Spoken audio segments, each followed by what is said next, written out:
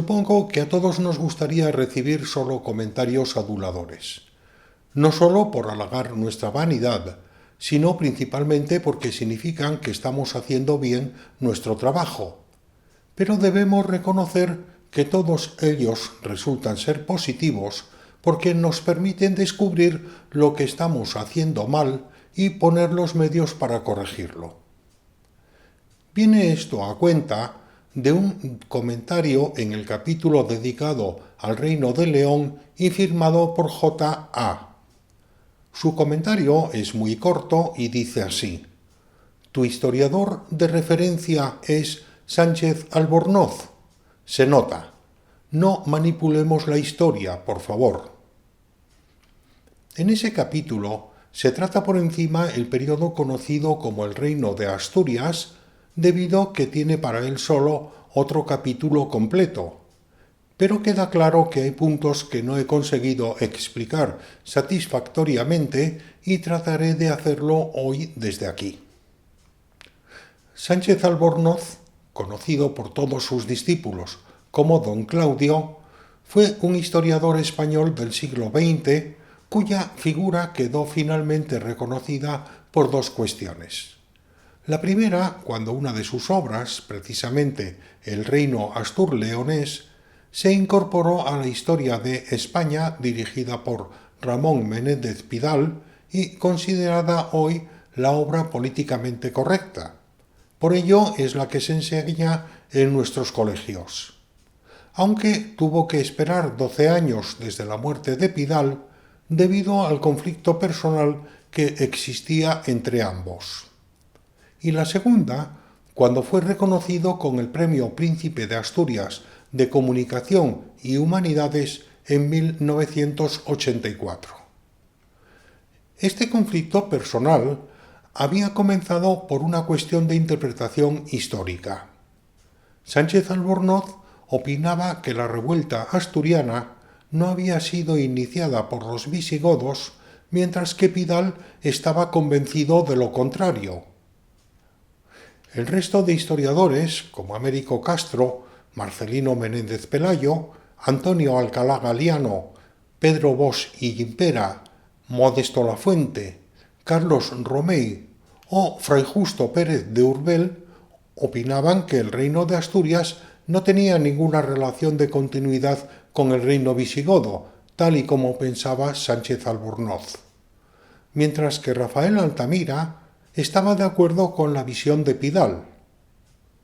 Recordemos que la historia de España, actualmente considerada oficial, es redactada a finales del siglo XIX o, como muy tarde, a principios del siglo XX, cuando la historia no era una disciplina, sino una asignatura de la carrera de literatura, y las excavaciones arqueológicas comienzan a dar sus primeros pasos.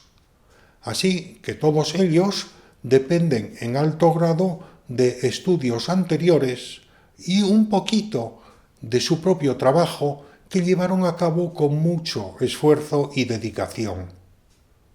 Quiero decir que todos ellos se basan en la historia de España compuesta por el padre Juan de Mariana en 1601 y debidamente corregida a la vista del magno trabajo de documentación llevado a cabo por el padre Enrique Flórez en su obra España Sagrada, que se publicó en 1747.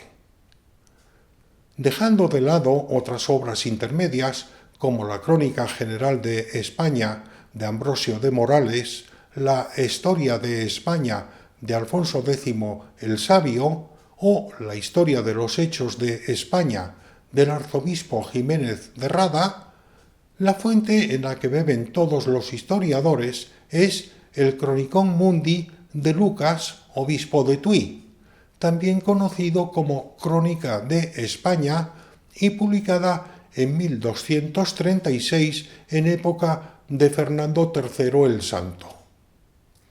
Esta obra recogía la historia del Reino de León y se basaba en 7 obras anteriores.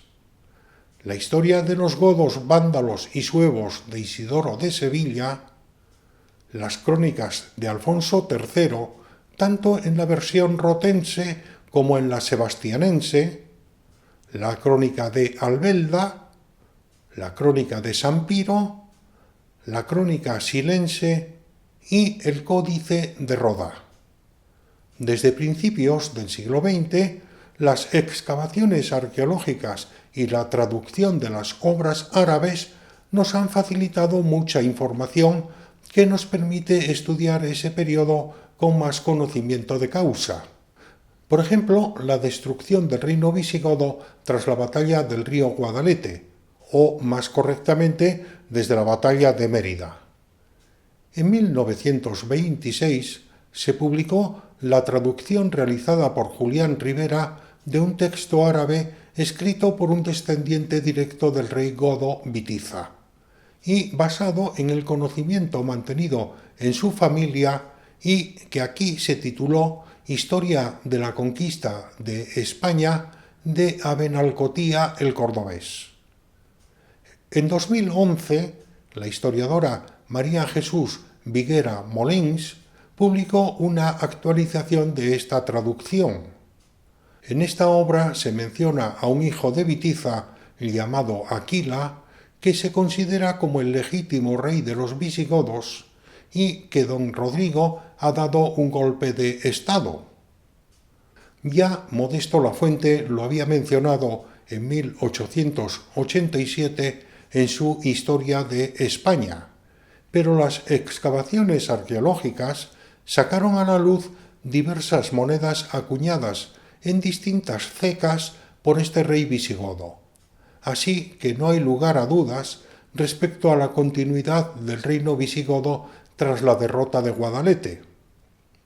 Finalmente, tanto Luis Agustín García Moreno como E. A. Thompson, en sus respectivas obras Historia de la España visigoda, publicada en 1989, y Los godos en España, publicada en 1971, resuelven definitivamente el debate al demostrar que el reino visigodo siguió existiendo después de Guadalete bajo el reinado de Aquila II y que tras la posterior invasión árabe del año 712 se concentró tras el río Ebro, donde ofreció gran resistencia.